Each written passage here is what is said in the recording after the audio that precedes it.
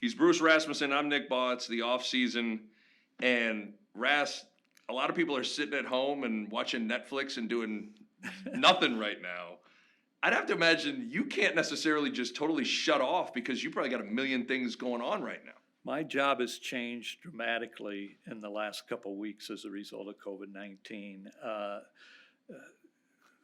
A big part of my job is reaching out and really touching other people, and not necessarily physically. There are a lot of different ways to touch, but you talk about our student athletes, our coaches, our season ticket holders, our corporate sponsors, our donors, people on campus, and you have to change completely the direction in terms of what you are doing. So first of all, we've made sure that we communicate with our student athletes, and communication is speaking and listening. And what I found, whether it's with our athletes or whether it's with our donors or people that that they want to know what's going on at Creighton, but they also want you to listen to what they're going through on their end. Right. And so the communication has changed. I think there's a lot more verbal communication, but with our athletes, it's when you think, when you are an athlete, you're wired to every day get up and say, what am I doing today to be better than I was yesterday? And your focus is on your sport. Your focus is obviously has to be on academics, has to be on physical and mental well-being. But all of a sudden you're asked as athletes to switch directions. And so we're concerned about them. We want them to know that we care about them, that it's an unprecedented thing in their lives, but that we care about their physical well-being. We care about how are they doing academically. Academics is so much different. Sure. One of the reasons that I've always felt Creighton had a great academic environment because there was a personal nature to the academics. Your class sizes were small. You had a relationship with your professor. You had more dialogue back and forth because you didn't have 600 people in a lecture hall. So there was a lot more interaction. And I thought that's what set us apart, the personal nature of the academics. All of a sudden, that's completely changed because now everything's online. How do your players adjust to that? Right. Where with a lot of our players, we had oversight on a daily basis academically.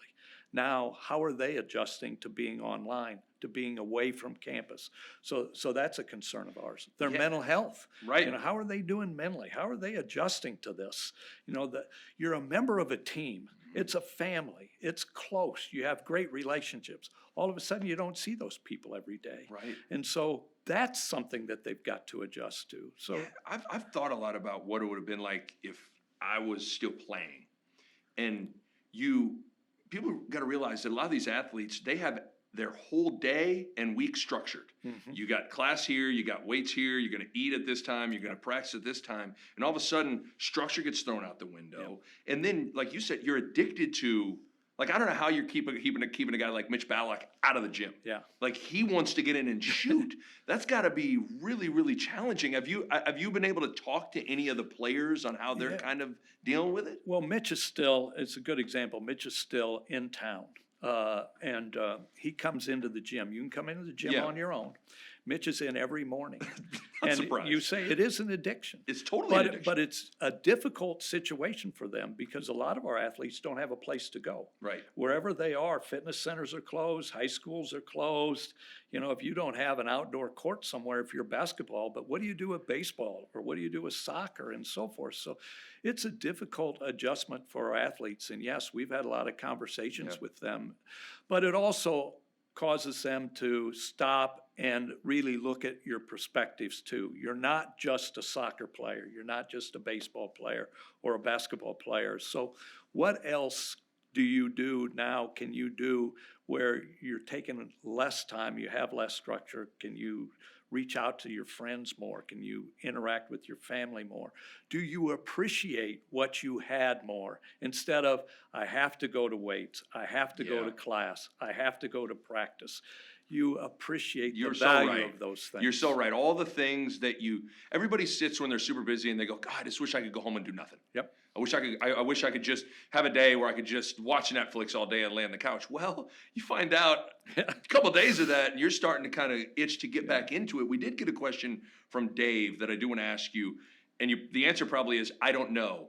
But based on some of your conversations with other university presidents, athletic directors, when you try to look to the fall and think about sports and how all this stuff's going to work, I guess, what have those conversations been like? Because this thing changes almost every day. Yeah. Well, first of all, your point about it changing, how fluid it is, think back to 4 weeks ago. 3 weeks ago, 2 weeks ago, even a week ago. So you can spend too much time projecting out a month or 2 months or 3 months or 6 months. You have to do it, but there has to be a balance, and you have to also worry about the now. What are we doing right now? What are we doing for the next 2 or 3 weeks? Because if we spend a lot of time worrying about what's going to happen in August and September and October, then we're going to lose out on the opportunities that we have right now. And Right. we also lose out a little bit on the appreciation of what we've accomplished. You know, people spend time saying, well, what if we'd have had the men's basketball tournament? What if we'd have been able to, be a 2 seed and play in St. Louis or whatever? You lose the focus of, wasn't what we accomplished this year tremendous? Yeah. But athletic directors, presidents are looking down the road, which we have to. And what we find in athletics is, first of all, no matter what our goals are, no matter what our vision is, either as an individual athlete or as a team or as an athletic department, we can't get anywhere near where we need to get without a number of people going beyond their jobs and families and making a commitment to us. Where are our revenue streams? Okay, season tickets. Okay, that's a family. That's not a necessary expense. So you've got families that maybe aren't working. You've got families that whatever they had in the bank account's worth a lot less. Mm-hmm. And so when they have to make difficult decisions on where they're going to spend their money. When you can watch our games, if they occur, you can watch them on TV. Will they make the expense of buying tickets? What about our JBAC organization, which we get about $15 million. We have a $30 million a year budget. $15 million of it comes in donations a year. Can those people make a similar commitment? And what do we have to do if they don't? What about corporate sponsorships? What about NCAA revenue? What about Big East revenue? Athletic directors have to look at all those things and say, okay, we can't spend a lot of time on this, but we can't be ignorant either and say, we're just not going to deal with it. Yeah. And so we're spending a lot of time on strategic planning and what ifs. And hopefully we look back a month from now or 2 months from now and say, this was a blip. We grew as a result of it. We have a better idea of where sports fits in society, where sports fits in our lives. We have a better idea of what's most important, and let's not let the things that are least important get in the way of things that are most important. But we're having all those discussions, and it's scary. Yeah. What was your reaction to the decision for the spring athletes being able to keep a year of eligibility and what went into that? Well, first of all, I think it was unnecessary. I think I would have been extremely disappointed if they would have said no. Right. Because as a former athlete, you're a former athlete, especially for those seniors. It's your last year. It's your last chance. For a lot of our athletes, it's their last chance to compete. They're not going on to play professionally. So to take that away from them was difficult. To give them an opportunity to come back is the humane thing to do. It's the right thing to do. It causes some additional expense for us, but our priority should be, first of all, our student athletes. Right. Student athletes and student athlete welfare. So we'll figure out a way. Right. One thing I was thinking about, and I'm just, since I've always immersed in the men's basketball program, in some ways, it's a blessing for this recruiting period that Creighton's got a lot of guys coming back, that they don't have 5, 6 scholarships to fill, because that'd be really hard, because now you're seeing something, I read something about a virtual visit, where you're basically having to FaceTime guys around campus, but the coaches are still having to recruit. What's that world looking like, trying to recruit when people can't come and set foot on campus? Well, as you know, I've always said this about recruiting. Recruiting's like shaving. Any day you don't do it, you look like a bum. Like me. Like you. Me. Or But it's me. okay right now. Or right? me. I didn't shave right. today either. But you have different buckets. Right. So you have a graduate transfer bucket. Okay, graduate transfers look at us and you'd think they'd look at it and say, boy, here's a great opportunity for us to maybe be a top 10 team all year and really do great things in the NCAA tournament next year. But they also look at playing time. They're going, wait a minute. Okay, what about undergraduate transfers? There's a proposed legislation that one-time transfers can transfer one time and be eligible immediately. That's been delayed. So you don't know whether that's going to be the case or not the case. And depending upon your situation as a coaching staff, you take one side or the other. So if you want kids and need kids to be eligible immediately, you're saying, hey, no matter what, if you transfer, you'll be able to play immediately. Sure. And if you're a program that needs kids to sit out for a year and develop because you have a lot coming back, you're telling them, oh no, you're not going to be able to transfer. You're going to have to sit out a year, and boy, it'd be great to come to our place. Right. So you have that bucket, okay? You still have some high school kids that are unsigned. You have that bucket. And then you've got, classes of 21, 22, 23 that you're recruiting. So there are a number of different buckets, and it's forced our coaches to really focus more on the next year where we lose a lot of seniors after next year. So, and then it's awkward because a lot of the conversations, you want them to be personal. Either they come onto your campus officially or unofficially, or you go and meet with them, where there's so many voices in these kids' ears right now that you don't have control over. Yeah, I was thinking about recruiting, and you and I have talked about this a little bit. Creighton's move to the Big East, in particular with basketball, there's no question that it's allowed Creighton to recruit a higher caliber of athlete. Yep. And I can't tell you how many times when I was playing for Coach Altman, there were oftentimes I was the guy that hosted a lot of guys on the official visits. Yep. And I remember talking to so many recruits, and they'd have a handful of maybe Missouri Valley offers, maybe a Horizon League offer, and then they had that one Big 12 offer, that one Big 10 offer. Yep. And so many times Creighton checked all the boxes, but they wanted to go play in that bigger, better league. Yeah. It does feel like the move to the Big East has allowed for that to get taken off the table. And so Creighton's starting to land Tyshawn Alexander, Marcus Zagorowski, and Mitch Ballock, and it's huge. And you've touched on two real key areas in recruiting. And one is you're wired as an athlete. And it isn't just men's basketball. You go across the board. You want to compete against the best. And you were right. It was frustrating when we were in the Valley because we had a good fan base. We had a great coaching staff. We developed players. We graduated players. We were successful. We were in the NCAA tournament every year. But a lot of athletes didn't choose to come to Creighton because they wanted to play against the best. They want to be in a league where you played against the best. The other part that we're finding is if we get kids and their families on campus, we have a much better chance of getting them because they see Omaha, and Omaha is different than their perception. They see Creighton and Creighton's campus and our facilities and our environment and our culture is different than what they expected. And so to be able to get kids on campus and now to be in the Big East and play in one of the better conferences gives us a much better chance to get a better caliber of athlete and still retain the culture that we thought was important to us. Speaking of recruiting, one of the things, I'm not so sure the defining trait of Creighton basketball over the years hasn't been finding the diamonds in the rough that explode. Kyle Korver, Nate Funk, Doug McDermott, Anthony Tolliver, the list goes on and on. That's kind of been the calling card for this program. What do you attribute that to? Well, I attribute it to two or three things. And I think, first of all, we have had, since I've been athletic director, coaching staffs that are great teachers of the game. Yeah. And so what great teachers do is you have a line which is your potential and a line which is your performance.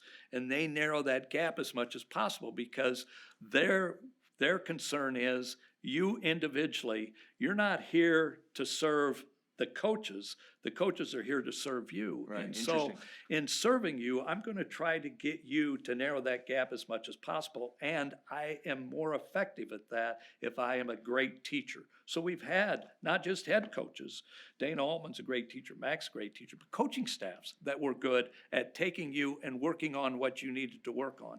I think that is number one. Number two is Creighton has a way as a university of filtering out those people that aren't great learners. Right.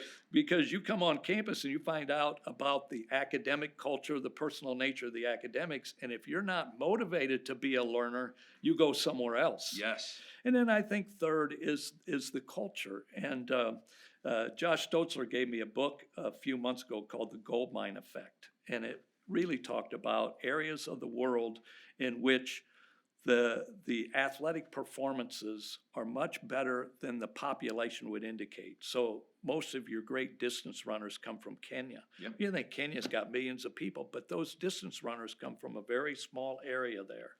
And I mean, you can take hockey, I mean, they took women's golf in South Korea and so forth. And their bottom line was this: it isn't the facilities, and it really isn't necessarily that you have freakish athletic ability. It's your attitude. Yeah.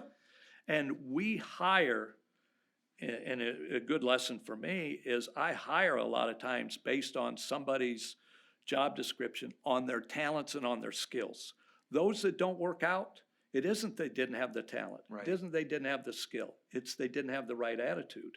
Now you take that to athletics and you say, okay, we've had some freakish athletes that didn't really perform anywhere near what you thought they should. And we've had some people, Doug McDermott's a great example. We talk a lot about what Doug accomplished. We don't talk enough about why. Yeah. Why did he do what he did? Because his attitude was off the charts. Grant Gibbs' attitude off the charts. And so when we look at recruiting, that has to be a part of it, not just how fast can you run, how high can you jump, how much can you bench press, what your skills are, Sure. what's your attitude. Right. And our coaches have done a nice job of recruiting to the culture and having kids who have that attitude of saying, I want to get better individually.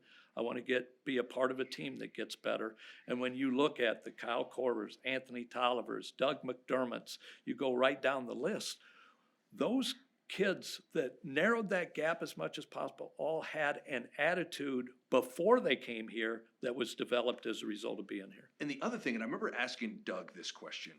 You bring up Tolliver, Korver, Doug, and we bring up those guys because they're in the NBA. They're very identifiable. Their giant pictures are hanging in the practice facility. The importance of another thing I would talk about is hope and inspiration that someone that sat in the same seats you're in achieved what you want to. Yeah. Like Doug said, Kyle doing what he did fueled him because it made him feel like, hey, it's possible. Yep. So that's the other thing is like it's success breeds success too. So even the guys that come in, they got to be right here. But if that path is there, they're more apt to go on that path. I think that's a great point. You have to have that example. You think you're working hard, then you got Ryan Sears, you got Johnny Klein, you got whomever, and you're going, okay, right. There's a different level of going hard. But that brings up another point that we miss a lot, and it's more hidden. And it's a great example of where we are today in society. But the teams that I've seen at Creighton that I thought came the closest to narrowing that gap, to reaching their potential, had people not in the spotlight that determined the culture and the attitude of practice every day. Those kids that came to practice, they weren't receiving a scholarship. Right. They weren't going to be in the spotlight. They weren't going to be on the floor. They rarely got on the floor. And yet every day they came for the love of the game, and they worked their tails off. And it's a good lesson for us. And Coach Altman and Coach McDermott are two that are great at that, making everybody on the team, recognizing the value of everybody on the team. Right. And really those kids that do the scout team, the scouting report, how many times in the locker room after a game do they talk about, hey, we won this game because these kids did a great job with the scouting report. All the time. And so I think today we're seeing right now there are people in the spotlight because of COVID-19, but think about the people not in the spotlight, the people that are going to the hospitals, that are going to work, that are exposing themselves every day and or working paycheck to paycheck. But the success of COVID, our attack on COVID-19 will be dictated more by those, the faithfulness, the loyalty, the dedication doubt. of those not in the spotlight Right. than those in the spotlight. No doubt. I wanted to, as I was driving in to do this, I was thinking about, just wanted to pick your brain on some Creighton basketball stuff. We've obviously talked about the stars. Yeah.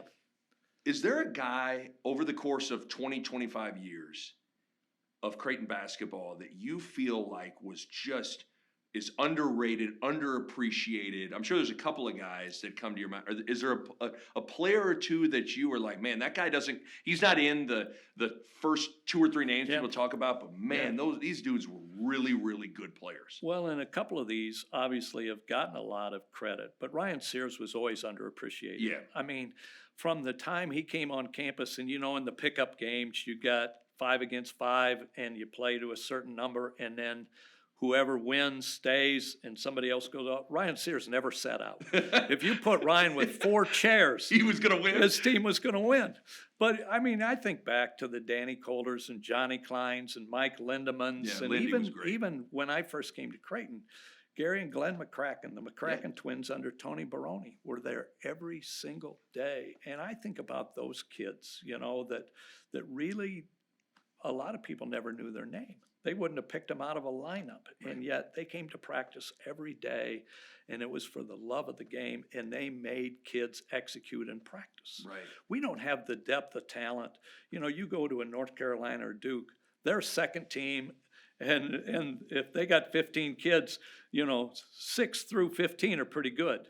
Okay, at a Creighton, a lot of times 10 through 15, maybe are Division II, Division III, right.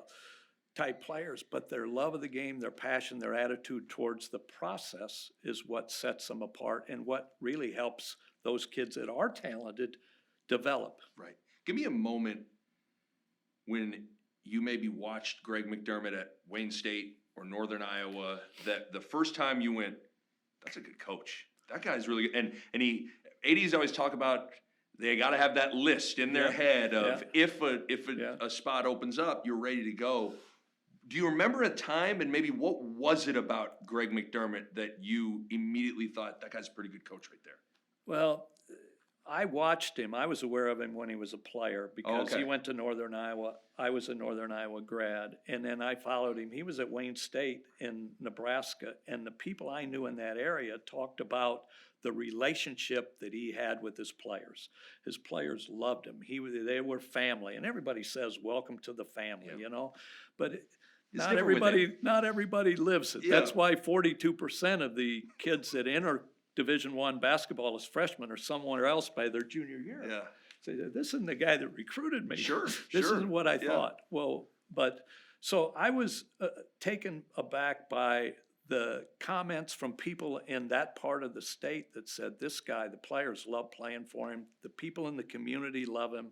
He's doing a great job with what they have. And then when he went to the Dakotas, and then I first recognized him when he was at Northern Iowa, because he would adjust to the talent that he had, but he also would adjust to the talent that you had. So Kyle tells this story. We played Northern. Mac was coaching there. He face guarded Kyle the entire game. Now, we got beat by 30, but I think Kyle had like 5 or 6 points, and Kyle's going, dude, when are you going to quit doing this? We're beating you by 30. Right.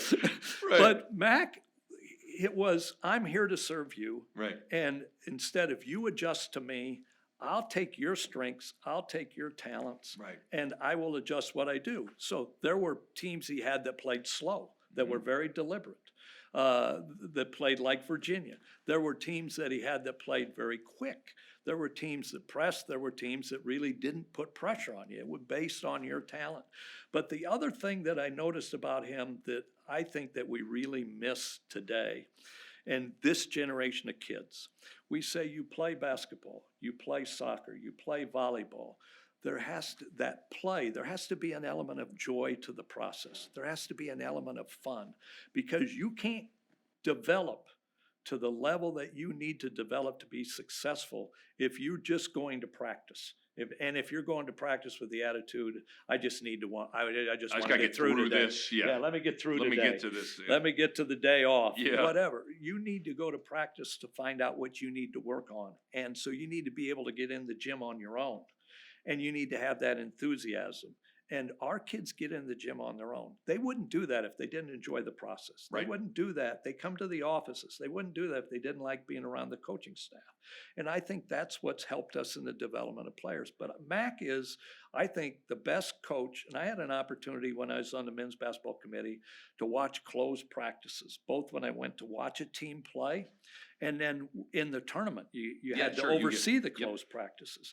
And I have not seen a coach who does a better job of being demanding in practice, but still having that element of fun and of joy than Coach Mack. Yeah, and that's a hard balance because It is a hard balance. to be demanding. but also know that, hey, I got your back and I love you. Yep.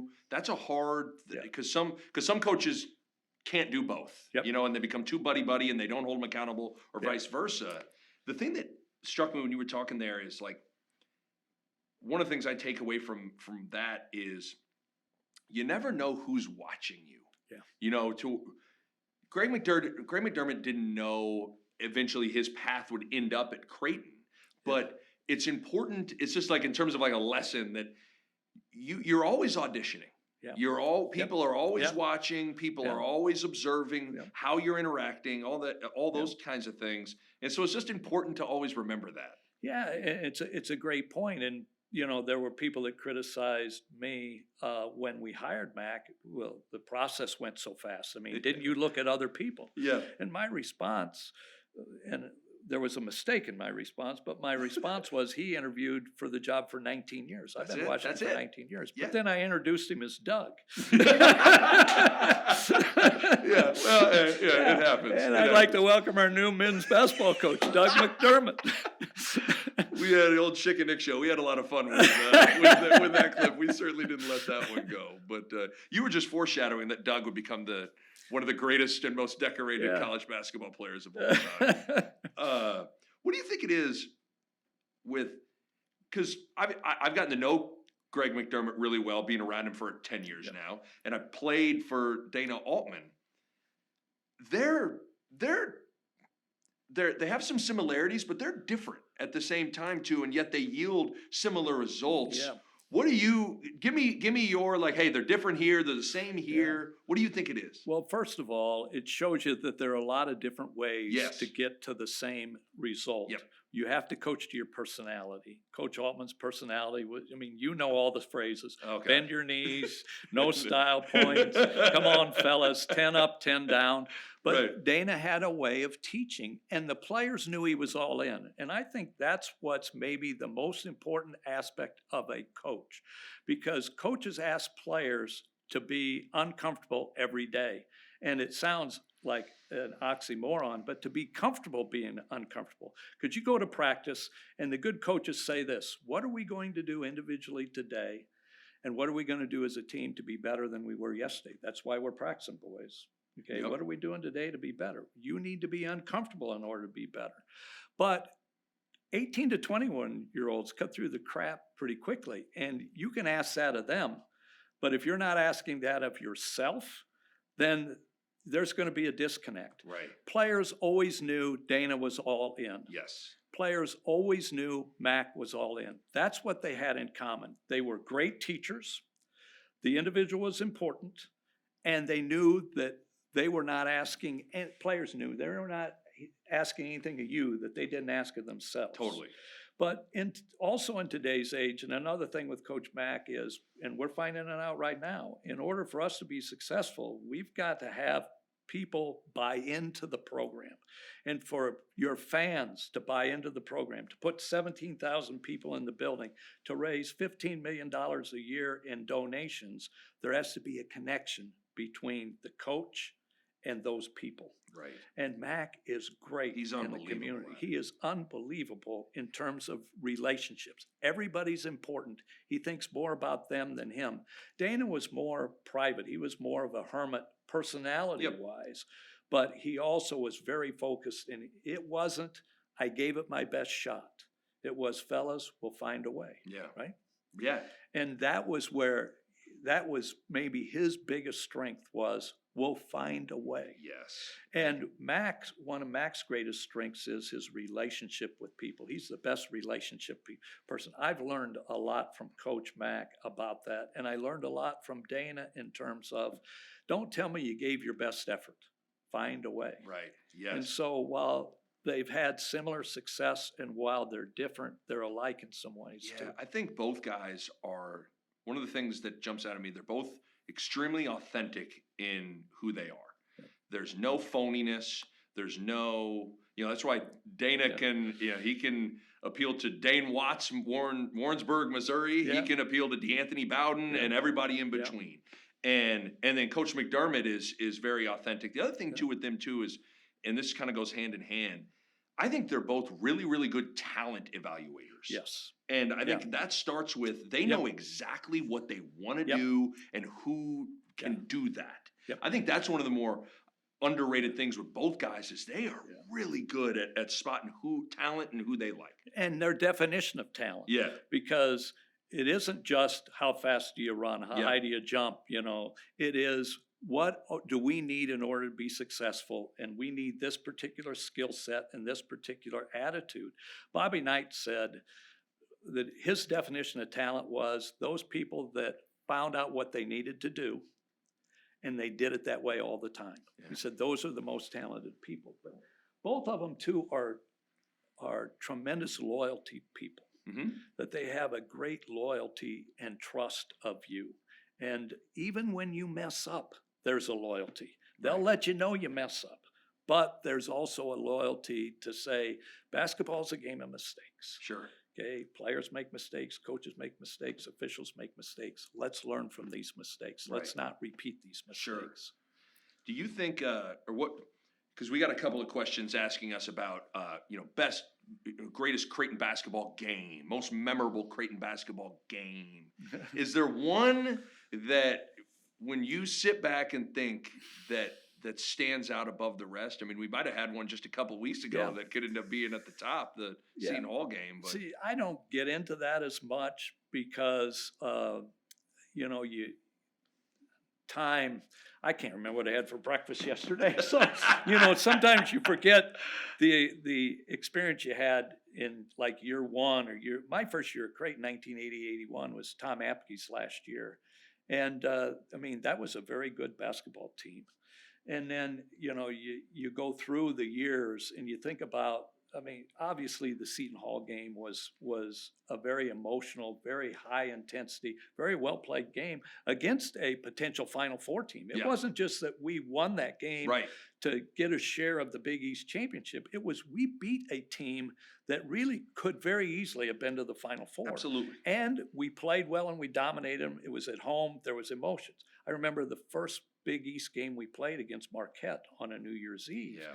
But you think back to, we had a bracket buster game that was like at 11 o'clock at night. The attitude was unbelievable. So I don't like to compare those. Sure, they're all different in their own. But it just, what not being able to have games causes you to do is to reflect on how fortunate I've been in my position to have really a front row seat to college basketball and so many great games and so many great young men and coaches over the years. You bring up the word coaches. Coach Gibbs is now coaching for the Oklahoma City Thunder G League team. Yeah. I can't wait to see where he ends up going as a coach, because you saw it and we've talked like he had a basketball mind that was different. Yep. And it showed up in how he's played. And like, he's a guy that I think in a couple of years, whether he stays in the NBA or goes back to college and coaches, I just think the future is really bright for that guy. Yeah. It's interesting because we talk a lot about vision. and there's a difference between look and see. Yeah. Okay, everybody looks out and they're looking at the same thing, but people see it differently. Yeah. And Grant saw the game frame by frame, but he saw things that are not observed by other people on the floor. And Yes. so, like I remember as a coach, when we'd stop practice and you'd say, "You're supposed to be here, not here."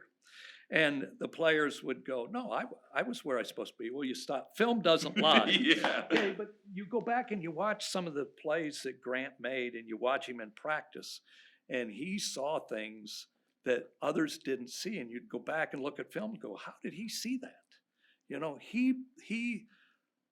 He threw Doug open, if that's the the time. right phrase Yeah. to use. Some people will throw you the ball if you're open. Right. And he not only threw it to you, the right person when they were open, he threw you open. Sure. He knew where, how, and when to throw Doug the ball. Right. And he got it to him in the right spot. Passers today, passing's an underrated skill. Oh, But people are neighborhood passers. Well, I threw it to you. Well, if you're a three-point shooter and you're open and you catch it down here, Yeah. your shooting percentage is not going to be the same right. as if you catch it in the shooting pocket. Right. Grant was an unbelievable passer, not just because he threw the ball in the right place, but he knew when, where, and how to throw the ball. Yes. And he made all 5 kids better. And he's got that. If you have that vision as a player, you have that vision as a coach. Yeah, I mean, I think you have to understand, passing to me is about instincts and then the understanding of, if I do this, this happens Yeah. to the defense. Yeah. And he knew that really well. Yeah. If I take it down here and look here, that's going to draw this defender, so I can throw it opposite. And so you have to be almost playing chess, to steal that analogy. Yeah. And he did that at such a high level. It was just, we were talking before, I stumbled upon the Creighton, Nebraska game, Doug McDermott's senior year, Gibbs' senior year, and I'm watching him play. And of course, Doug's making all these crazy shots and these fadeaways. Yeah. But I found myself just blown away at Gibbs, and the manipulation of the defense to get guys open is amazing. He's a Tom Brady. Yeah. You look at what Brady does, and they talk about that. That was Grant Gibbs. And he also had the ability to know that the situation of the game dictated what he was going to do. So obviously, Doug's an All-American. He could have passed it to Doug every single time down the floor. Sure. But he distributed the ball well and made everybody a part of it. But when the game was on the line, it's like, you're in a war now. I'm firing the cannon. No question. We're not shooting the water pistol. I'm going to the cannon. And but he just had that instinct of knowing that the situation in the game, the timing of the game, I'm not just throwing the ball to Doug. I'm throwing it to everybody. But in certain situations, it's only going to Doug. It's only getting to him. And because he knew, the other thing too with why I think he's going to be a good coach is, he's not the first guy that has that kind of passing instincts, but a lot of people can't explain it. Yes. I think he's also a really good communicator. Yeah. Like, he'll be able to tell a point guard why and see this, so I think he's going to be really good. Do you remember I just think it's always, you can never talk about Doug enough. Do you remember a game that you walked away going, oh boy, this guy might be not just kind of good. This guy might be like all-time elite. Was there any game that stood out to you that you walked away going, oh man? And it's a game that a lot of people didn't see. We were playing at Missouri State. And he got going. And I think, was Lusk coaching at Missouri State at that time? Was he not? Conzo Martin. Okay. It was Conzo But Martin. Doug is hitting step back, fallaways, falling out of bounds on the baseline, and they're going in. And when he finally missed a shot, he got a standing ovation from the Missouri State fans. Yeah, I remember that game. It was, for me, I think there was a snowstorm in Peoria, and something happened where Creighton they either got snowed in or whatever, but Creighton's playing Bradley, and he had 44 as a sophomore, and he was 18 of 23 or 18 of 21, and one miss was a late shot clock, had to just heave one up, and one was he missed a layup and then got the rebound and put it back in. So basically, he scored 44 points, and for all intents and purposes, didn't miss a shot. And I'll never forget, the official Kip Kissinger was Yeah. repping the game. And I'm doing the radio. And after Doug hit one of his, early on in his career, he was more of a back to the basket guy. Than he hit one of his, almost like he never even looked at the basket, but the ball touched his hands and he flips it up to get him like 40. And Kip kind of trots by me, takes his whistle out of his mouth, and he goes, Yeah. he said, wow. And those officials, they see a million games and are on the next one. But for him to go in the moment, this is special. I'll never forget that one. And he was an anomaly in a lot of ways too, because so many of your better scorers have to dominate the ball. Yeah. The ball has to be in their hands so much, they shake and bake. And But Doug didn't have the ball that much. No. He wasn't necessarily a volume shooter, and he certainly didn't dominate the ball in terms of having it and dribbling it and taking time.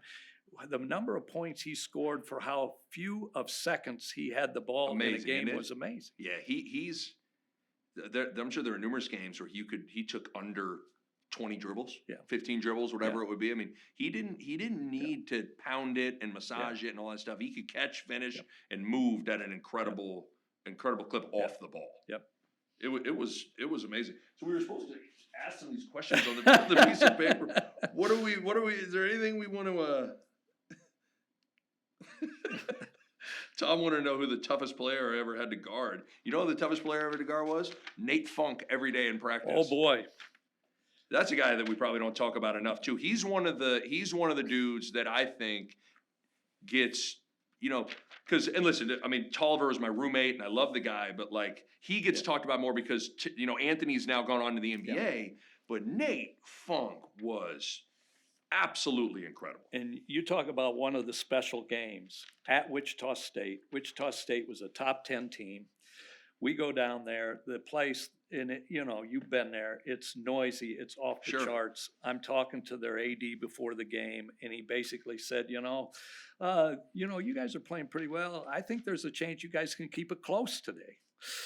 That's what he said before the game. And they had the defensive player of the year. I can't remember his name, but a dude that was about 6'6". I know what you're talking about. Jamar Howard. Yeah. And Nate Funk just ripped him. I think he had 42 or something. Nate was maybe as good a pure shooter as we've ever had. And you talk about Kyle. Now, Kyle shot with range, but Nate Funk could stop and pop. He could get to the middle of the lane, and he was athletic enough. He could get up over people, but he was such a pure shooter. Oh, his mid-range. Hard to guard. It's really hard to stop. If someone can go hard 1-2 dribbles and stop, and he could hit a little. Doug had it in him too, but he was impossible. There are a few guys you guard, and this is coming from a guy that was a below average defender, as Nate Altman was. You're hoping they miss. Like they're probably gonna get to where they want to get to, and you're just gonna contest and hope that they miss. Nate was one of those guys. Yeah. He was incredible. Yeah, I think you're underselling your defensive Am I ability. underselling? Yeah. I know Coach Altman used to say, Nick Bahe, no D in his name, no D in his game. You know why we had to run a lot of matchup zone, because I could talk. I could tell you, hey, get that guy, hey, get that. So I could do that. But yeah, Coach Altman I was horrible at taking charges. I didn't have instincts for it. And that used to, the number one thing Coach would get on me about in film and all this, he would bring me in and show me a play. You got to slide over and take a charge, Bond. Just would kill me. Anytime I tried to take a charge, even if I didn't get it, he was elated. But going back to Nate's a kid that I think could have played in the NBA for a long time had he had the desire to do so. Yeah. But I'm not sure he had that desire that it's number one amongst everything. Right. And you know what? He went overseas and was having a really good career. Yeah. But I remember talking to Nate, and I think he said he would be on Facebook and he would see pictures of his friends tailgating at a football game or doing this, and he'd go, I want to be doing that, and that's fine. There's absolutely nothing wrong with that. But he was a guy that, to me, could have easily stuck in the NBA if he'd have gotten the opportunity and really gone all in on it. Let me ask you a question. you've been asking me a lot of them, but you're to say you're a rising star in the basketball broadcasting business is really an understatement, because it would assume that you're not there yet. And while there's more to accomplish, you're really looked at as one of the better basketball analysts in the country. Yeah. And I think it's because you can explain the game. You don't just say this is what's happening, but you have an ability to explain why it's happening. But what have you found to be the biggest challenges in your new career in terms of broadcasting the game? Yeah, I appreciate you saying that. And what's funny about that is, like, and maybe this is probably good, is to some people it would feel like, oh, Nick made it. I don't feel like I've made it, and maybe that's good. So you keep on wanting to attack it.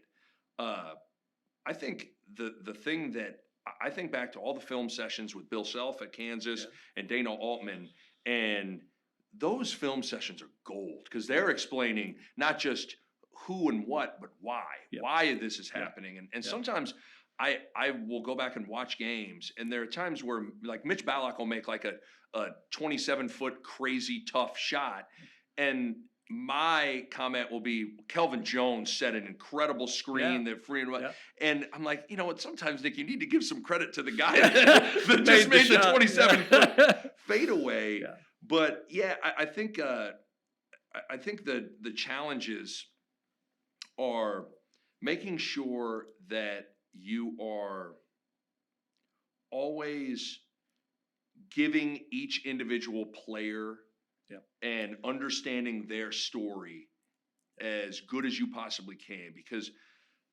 I think you have to remember that these games mean a lot to these players, and you owe it to them to know their story, to know what makes them tick, understand how their season's gone, and tell their story. I had Jay Billis on my podcast, and I told Jay this story. So you remember College Game Day did Creighton Southern Illinois my senior year. It was the worst game. There. Yeah, it was.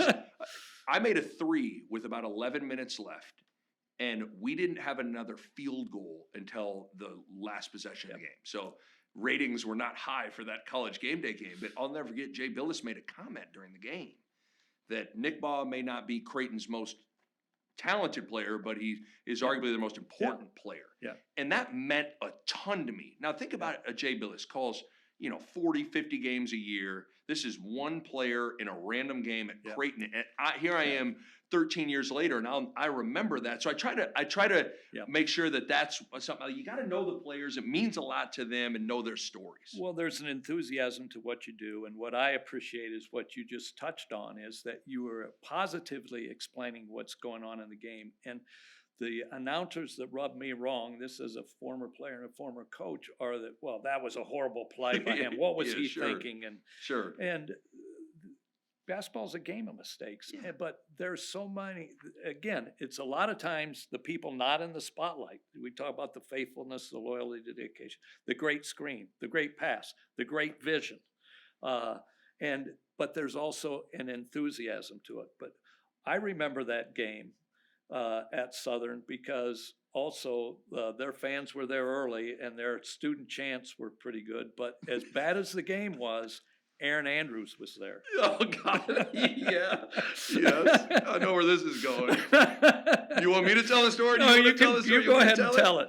Okay. So for people that don't know, I don't know how that. Maybe you could explain. Some of the Creighton basketball players would get like a 2-week internship with the College World Series and ESPN. I don't know. I mean, just because probably Creighton was involved or whatever. We were the host school. The host school. So basically, for 2 weeks, me and Pierce Hibma and maybe a handful, Aaron Brandt did it one year with us. Jimmy Moats did it like every year. And, you go for 2 weeks and you're there all day, and, you're running cable, you're doing this. One of my jobs was to clean the bases in between the games, and it did give you an appreciation of all that goes into a broadcast from behind the scenes. But anyways, so Aaron Andrews was a sideline reporter for ESPN doing the College World Series. And I was a budding broadcaster, and I thought I need to approach Aaron Andrews and try to get contact information, whatever. I'm trying to network here, Rascal. Yeah. If that's what you call it. And Call it what you want. Call it what you want. It's networking, all right? So I approached her during lunch one day, and I, explained, hey, my name's Nick Bahe. I want to be a broadcaster. I'd love to be able to, pick your brain, whatever. And so I get like her email address, and I think it was like fake email at gmail.com, it's like do not email. But anyway, so then here it is a year later, game days doing Creighton, Southern Illinois, and I knew Erin Andrews was going to be there, and I thought, I wonder if she's going to remember me. And, Coach Altman tells the story. I don't know if this is true or not, but I got up and showered before shoot around, and had my hair done and all this stuff, And so we're shooting around at, 10 o'clock in the morning, whatever, at Carbondale Arena. And we're shooting, and Jay Billis is there, and Dan Schulman's there, and I'm kind of just looking around the gym, looking for, okay, when's Erin going to come? And then all of a sudden the doors open, and then Erin Andrews walks in, and I see her. And I'm like, okay, here we go. Is she going to remember me? And her eyes kind of lit up, and she goes, Nick. And I turn and look at her, and I go, hey, Erin. Right as that happens, Booker Woodfox fires a chest pass that hits me just dead square in the nose, almost knocks me over. I got tears coming down my eyes, and all of a sudden, are you okay? It knocked all the cool out of me in that moment. And to this day, and I mean this, that was the hardest I've ever seen Dana Altman live. He was, on a game day, it is game day. That guy is and usually it's Southern Illinois. And it's Southern Illinois. He was sitting on the scorer's table. And Coach Altman fell off the scorer's table, was dying. But that was that was not a good moment for me. That's where I was going. I was sitting next to Dana when that happened. I'll tell you a quick Erin Andrews story, College World Series. Yep. I sat at lunch. I went to lunch with Erin Andrews and Jim Hendry, just the three of us. An hour later, my magnetic personality, she couldn't have picked me out of a lineup. It was her and Jim. You might as well have been a waiter. I could have been a waiter bringing butter. I don't believe that for a second. Jim's got such a big personality that he's going to own any table that he's at. That's funny. That is, so you're not, so do you even watch Netflix, Ras? Do you even watch any shows? You seem like a guy that is watching a basketball game, watching a baseball, your sports or work, what are you going to do now? And you develop habits. There are about 2 or 3 TV shows I watch, but the younger generation, my kids have Netflix, they have Hulu, they binge watch a show or a series. They don't see the commercials or anything. Sure. They just binge watch them. I'm not a big TV guy. Right. Unless it's especially basketball. But there are a few shows I watch, and lately we've been watching a movie a night. Yeah. But again, it shows the nerdiness in me, because I wanted to watch some of the movies that I'd never seen that were very highly rated movies. Yes. So a couple nights ago, we watched Pulp Fiction. Yep. Highly rated. Yeah, just somehow slipped through the cracks, never seen it. I watched the first half hour of that and shut it off. I'm going, I can't watch any more of this. This is stupid. This is awful. Yeah. So I would not make a good film critic. Yeah. No. I was thinking about old classic movies. Do you think the guys on the basketball team now have all seen Hoosiers? Or do you think it's it seems like that was that was the basketball movie.